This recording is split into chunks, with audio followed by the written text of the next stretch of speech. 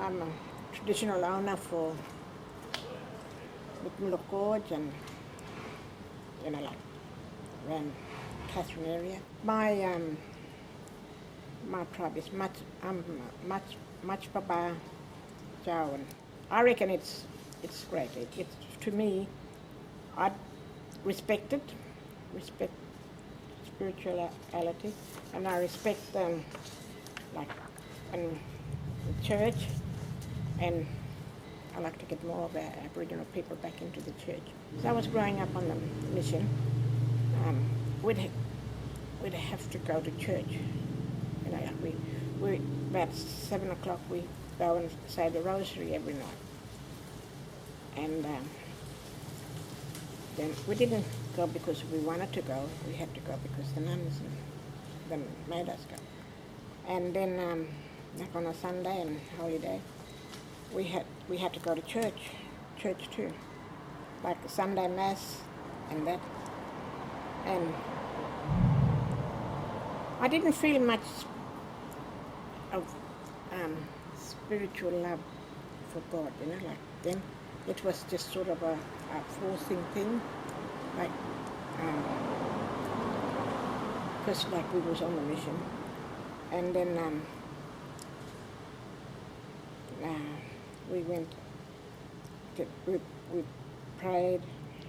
Well, there's nothing ever touched me, or I couldn't feel the spiritual. I couldn't feel God's love, or anything like that. Even though we learnt about the religion and all this and that. The time I felt it when I left Garden Point, come to live in Darwin, and then Sundays we'd miss Mass, like, because we couldn't get to the church and that. And there was, it wasn't a good, like, there was something missing, because we had to go to church on a Sunday, and then we went, like I said to myself, I'm not happy, Then I went to church, like I said, next Sunday I'll go to church. But this, like, long time after, I didn't go, like, when I left, straight away. I went, like I stayed half a year, and then I went to church. Went back to church on a Sunday, and then went to the church. And that time, I'd go to church, and I'd come out happy. Oh, really good. You could feel like something within you, making you really good. And then still, God was there, but I couldn't. Well, what would I say? I wasn't really close to God. I'd put it that way. I wasn't really close to Him. And then one evening, or one day, Father said to me, our parish priest, he said to me, Alma, do you want to come to Life in the Spirit? Oh, I said, what is Life in the Spirit? I don't know that. I don't know what Life in the Spirit. And he said, oh, they pray in tongues, they sing and praise God. And I said, oh, I'll come along, I'll have a look. And I sat at the back of the church, right at the back. And they're singing and clapping and dancing, and some people are praying in tongues.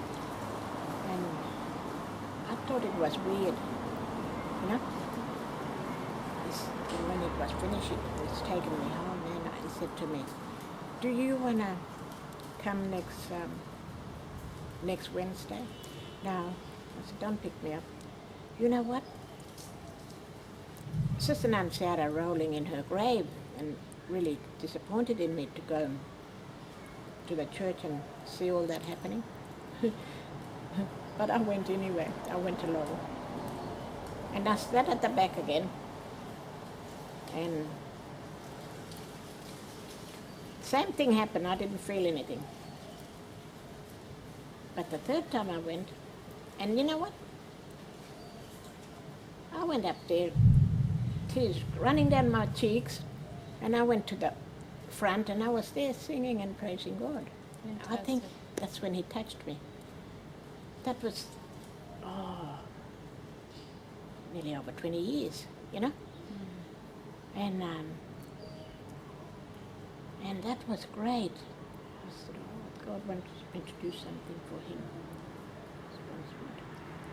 And I grew up a Catholic, but I wasn't a good Catholic at first.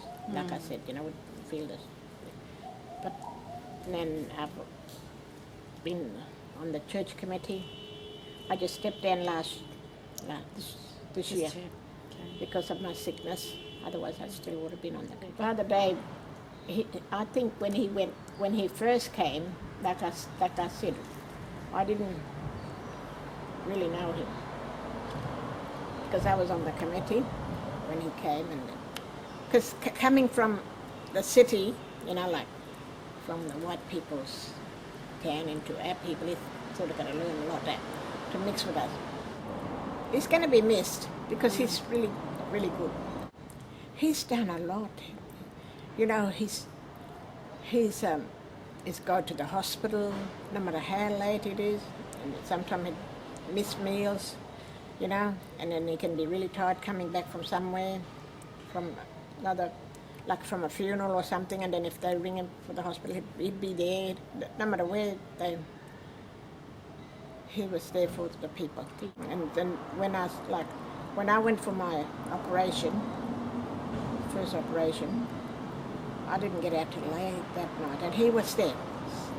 He was when I opened my eyes, he was there with a lovely bunch of flowers, And that made me feel really good because at that time, nobody... He's caring. Yeah, and I said to myself, well, he really does care, Everybody got different ideas, eh?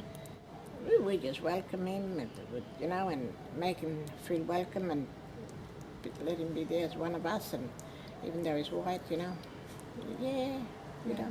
make him feel welcome and make it.